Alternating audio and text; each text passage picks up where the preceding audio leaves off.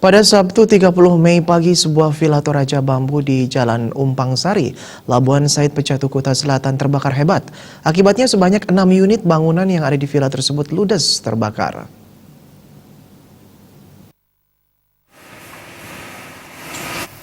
Menurut Kepala Dinas Kebakaran dan Penyelamatan Damkar Kabupaten Badung Iwayan Wire SMSI, kebakaran terjadi sekitar pukul 6.15 WITA.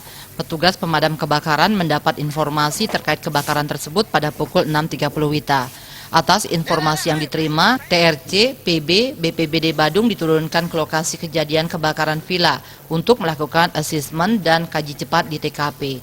Dengan gerak cepat, kebakaran akhirnya bisa ditangani. Penanganan cukup lama, sekitar 3 jam lebih. Menurut penuturan warga, api awalnya berasal dari gudang yang kosong di villa tersebut. Kemudian api menjalar ke bangunan lain. Menurutnya, tingkatan kejadian kebakaran ini dikategorikan kejadian berat, dengan perkiraan kerugian kurang lebih 7,5 miliar dan tidak ada korban jiwa dalam kejadian ini.